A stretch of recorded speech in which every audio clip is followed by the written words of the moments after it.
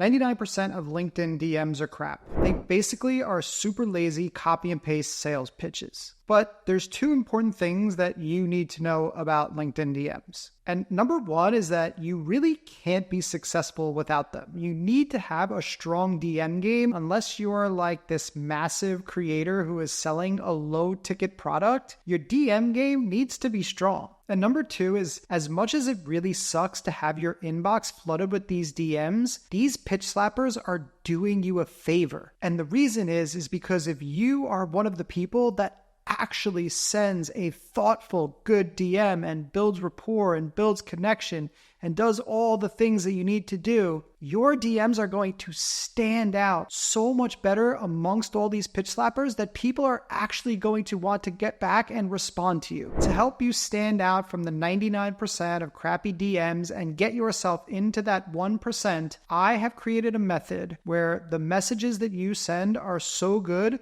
that the person who you are sending them to would feel bad if they don't reply. And funny enough, the method just happens to be the C.R.A.P method. C is for connection. The first thing that you want to do is you want to make a connection with the person that you are sending a message to. The best way to make a connection is to find something that this person is excited about. The easiest way to identify it is by looking at their call to actions. If every single one of their posts has a call to action about their one-to-one coaching program, then they're probably excited about their one-to-one coaching program. So if you can reference something that they are excited about and start the conversation around it, they want to talk about that thing.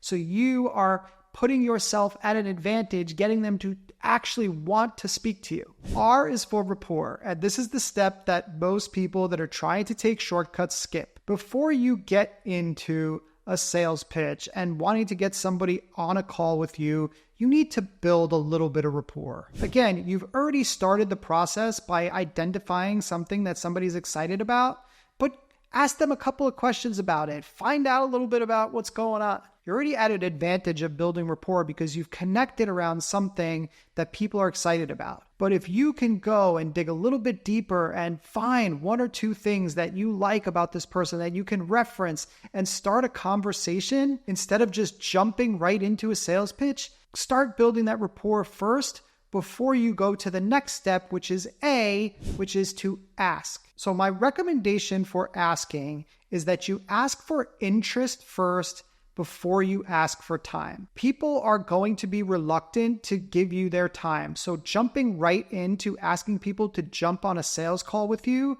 is going to be a little bit more difficult than if you just ask them if they are potentially interested in learning more about a potential service that you have that might solve a problem for them. If you describe your product and the result it gets in a couple of sentences and then ask them if that is something that might be able to help their business right now, then if they reply yes, now you know that you can move them along. You are qualifying them in the process. So ask for interest first and time second. And that brings us to P, which is persist. If you ask once and give up, you're not going to make a lot of sales that way. There's a couple things that come into play here. And number one is like people just get distracted. They wanted to reply to that message. You've been building your rapport. You've been putting the time in.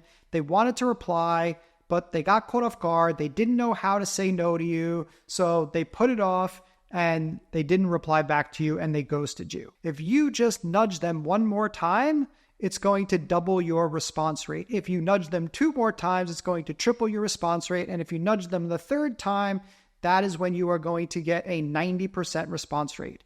And at the very least, you're going to get a no. And a no is the second best answer other than a yes. At least then you could stop bothering them. Here's the thing. A lot of these people are interested. And the reason that they didn't get back to you is mainly because they just got distracted. They moved on to something else and they totally forgot about it. And if you don't persist, that could be the difference between you signing that person on as a client or never speaking to them again. So the key when it comes to this persistence phase is to know exactly what you are going to do and track each one of these conversations. Whether you have a CRM or whether you do it on a spreadsheet, you need to track each one of these conversations and know exactly what you are going to do. know that in 2 days, you're going to send the first message. In 3 days, you're going to send another message. Then in another week, you're going to send a fourth message, and that's when you're done. All right, so that is the C.R.A.P method to help you stand out and start mastering LinkedIn DMs. And if you are looking to grow your brand and use LinkedIn to attract clients,